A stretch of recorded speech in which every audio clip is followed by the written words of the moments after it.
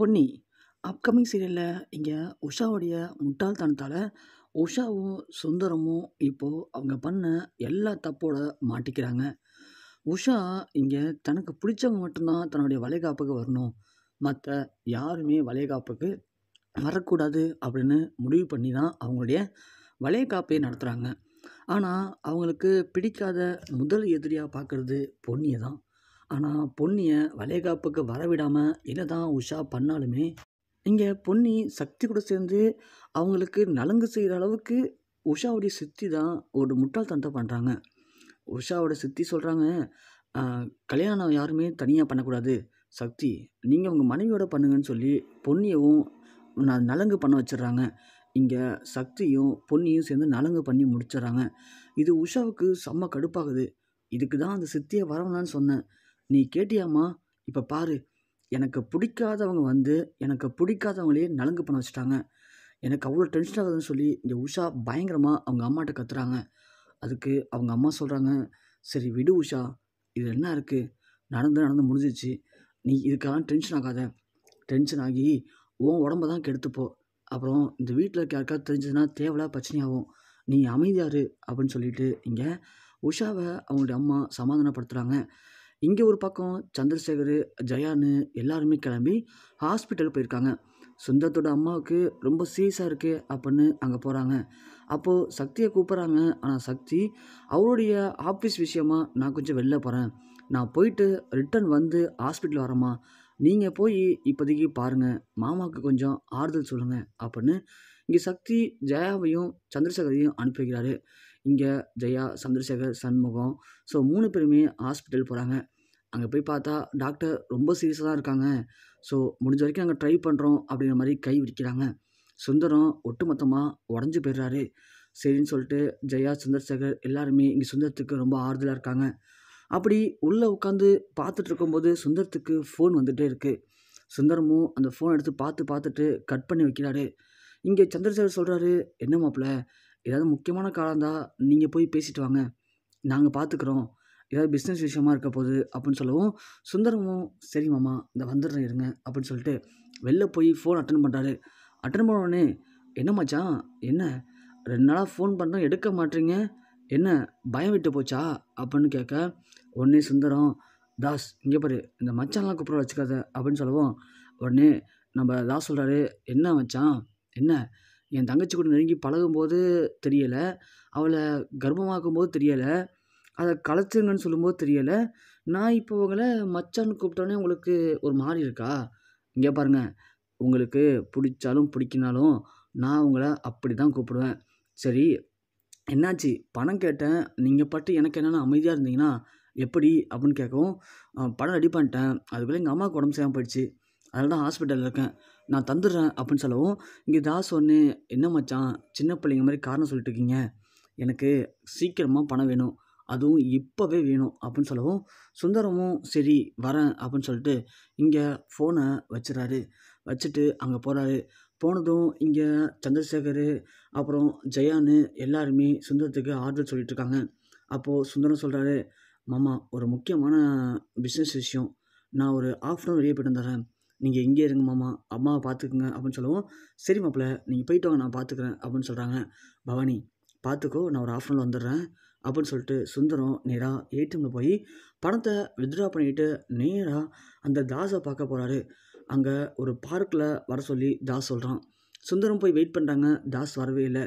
10 minutes கழிச்சு தான் அந்த தாஸ் வரான். வந்தவுடனே, என்ன மச்சான் சொன்ன இடத்துக்கு கரெக்டாக வந்துட்டீங்க, என்னால் தான் வர முடியல போல், சரி பணத்தை கொடுங்க அப்படின்னு சொல்லி பணத்தை வாங்கிக்கிறான். மச்சான் அது மட்டும் இல்லை, நான் ஹாஸ்பிட்டலில் கேட்டு விசாரிச்சிட்டேன், இது மாதிரி 5 லட்ச ரூபா பார்த்தா தான் 7 லட்ச ரூபா ஆகுமா, அதனால் நீங்கள் இன்னும் 2 லட்ச ரூபா கொடுங்க, அப்போ தான் கலைக்க முடியும் அப்படின்னு சொல்லவும், என்ன தாஸ் விளையாடுறியா, உடனே 2 லட்ச ரூபா கொடுன்னு சொன்னால் நான் கையிலே வச்சு கொடுக்கறதுக்கு ரெடி பண்ண வேணாமா பணத்தை அப்படின்னு இங்கே சுந்தரம் சொல்கிறாங்க.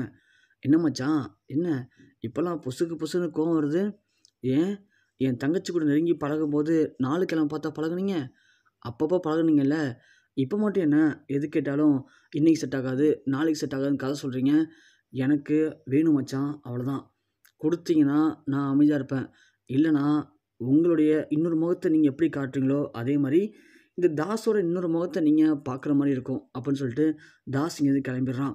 சுந்தரத்துக்கு செம்ம டென்ஷன் ஆகுது. இவன் வேற நம்மளை பிளாக்மெயில் பண்ணுற மாதிரியே பேசிகிட்டு இருக்கானே, இவன் கேட்குற பணத்தை கொடுத்தா தான் நாம் கொஞ்சம் நிம்மதியாக இருக்க முடியும் போல்.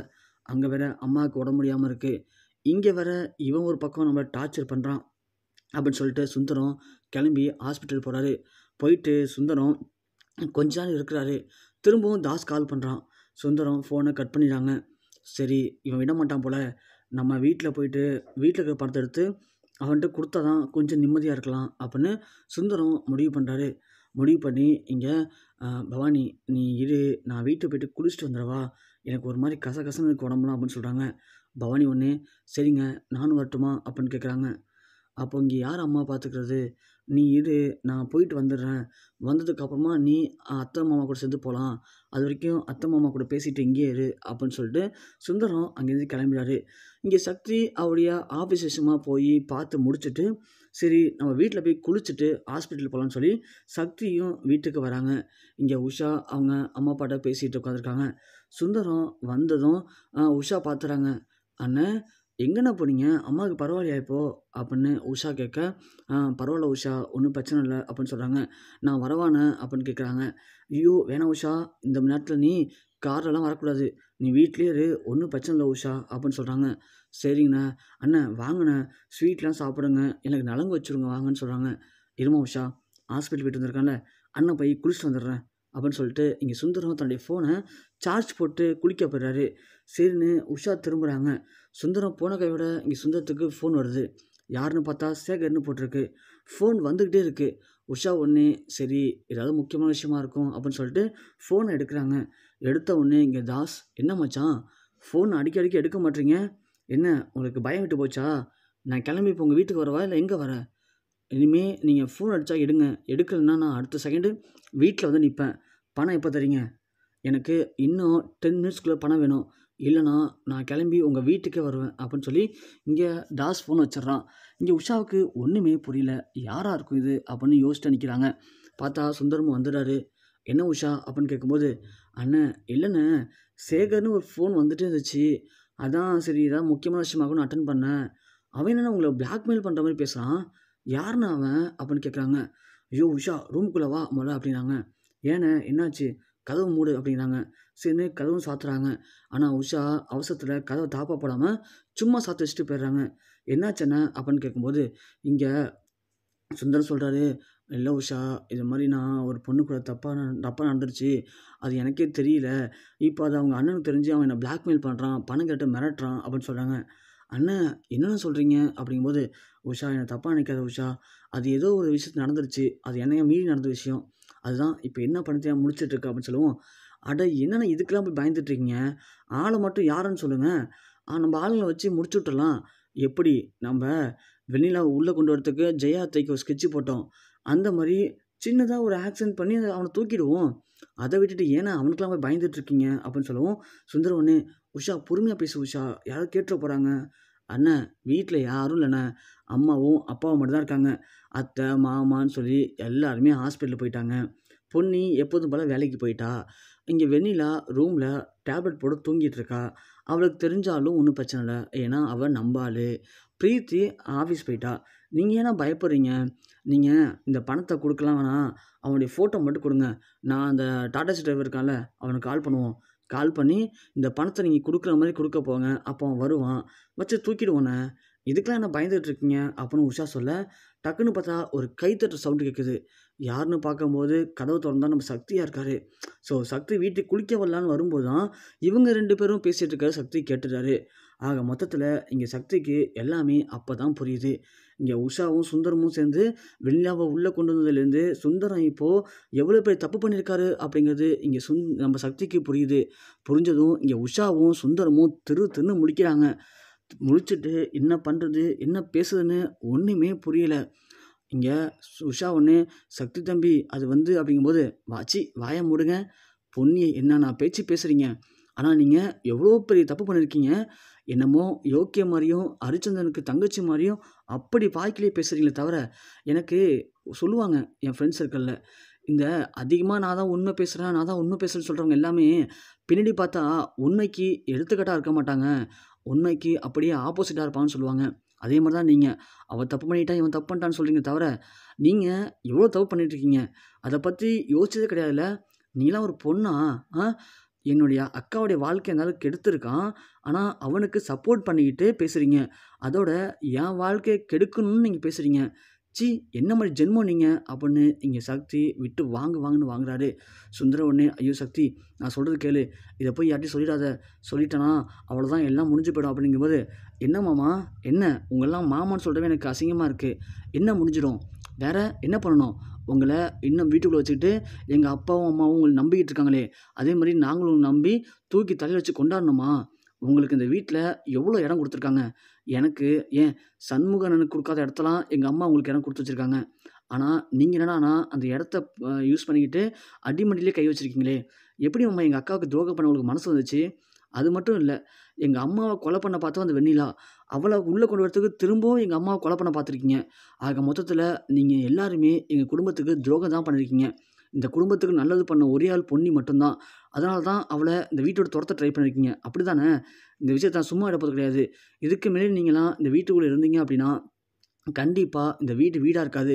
என்னைக்கா இருந்தாலும் ஒரு நாள் நரகமாயிடும். அதனால நான் உங்கள சும்மா விடமாட்டேன் அப்படின்னு சொல்லிட்டு சக்தி நேரா சந்திரசேகருக்கு கால் பண்றாரு. கால் பண்ணி உஷா முன்னாடியே இங்க நடந்த எல்லாத்தையும் சொல்றாரு. உஷா ஓடி வந்து கெஞ்சுறாங்க. "சக்தி தம்பி, வேணாம் தம்பி, வேணாம் தம்பின்னு" சொல்லிட்டு. சுந்தரம் ஒரு பக்கம் கெஞ்சுறாரு. இங்க சக்தி எல்லாத்தையுமே சந்திரசேகர்ட்ட சொல்லவும், சந்திரசேகர் அப்படியே அதிர்ச்சி அடைஞ்சுறாங்க. எல்லாருமே கிளம்பி வீட்டுக்கு வந்துடுறாங்க. வீட்டுக்கு வந்த உடனே இங்க சக்தி சொன்னத கேட்டு சந்திரசேகர் செம்ம கொந்தளிச்சுட்டாரு. சண்முகம் நேரா வந்து உஷாவ பலான அற விடுறாரு. "ஏன்டி என்ன காரியம்டி பண்ணியிருக்க? நீ மோசமானவன்னு எனக்கு தெரியும்டி. ஆனா இந்த அளவுக்கு மோசமா நடந்துப்பன்னு நான் எதிர்பார்க்கவே இல்ல. ச்சீ! நீலாம் ஒரு பொண்ணா? ஒரு பொண்ணா இருந்துகிட்டு அதுவும் வயித்துல ஒரு கருவ சுமந்துட்டு இருக்க. அப்படி இருக்கும்போது ஒரு பொண்ணு மேல எவ்வளோ தூரம் பழி போடுற? அவள எவ்வளோ அசிங்கப்படுத்துற? உனக்கெல்லாம் நாக்குல நரம்பே இல்லையா?" அப்படி இப்படின்னு சண்முகம் பயங்கரமா பேச, ஒரு பக்கம் இங்க ஜெயாவால எதுவுமே பேச முடியல. சந்திரசேகர் சொல்றாரு, "பாத்தியா ஜெயா, நீ இந்த வீட்ல அதிகமா இடம் குடுத்தது சுந்தரத்துக்கும், உஷாவுக்கும் தான். ஆனா 2 பேருமே என்ன பண்ணியிருக்காங்க பாத்தியா? இந்த உஷா சக்தியோட வாழ்க்கைய கெடுக்க ட்ரை பண்ணியிருக்கா. சுந்தரம் சக்தி மட்டும் இல்ல, நம்ம பவானியோட வாழ்க்கையும் கெடுத்துட்டாரு. இப்போ என்ன பதில் சொல்லப் போற? எப்ப பார்த்தாலும் நீ தானே அவருக்கு சப்போர்ட் பண்ணி பேசுவ. யாருமே எதுவுமே சொல்லாம பார்த்துப்ப. ஆக மொத்தத்தில நீ குடுத்த இடத்துனால தான் இன்னைக்கு நம்ம வீட்ல இவ்வளோ பிரச்சனையுமே. நீ பண்ண விஷயத்துக்கு நீ தான் முடிவெடுக்கணும் ஜெயா. இந்த வீட்ல இனிமே இவங்கலாம் இருக்கணுமா? இருக்கக்கூடாதா? அப்படிங்கிறத நீ தான் முடிவெடுக்கணும். நீ என்ன முடிவெடுக்க போறியோ அத பொறுத்து தான் இனிமே நாங்க இந்த வீட்ல இருக்க போறோம்." அப்படின்னு சந்திரசேகர் சொல்லவும், ஜெயா இங்க அப்படியே அதிர்ச்சி அடைஞ்சுறாங்க. என்ன பண்ண போறோம்? நாம இவ்வளோ பெரிய தப்பு பண்ணிட்டோமே! நம்ம குடுத்த இடத்துனால தானே இவ்வளோ தப்பு நடந்திருக்குன்னு ஜெயா கூனி குறுகி எதுவுமே பேச முடியாம அமைதியா நிக்கிறாங்க.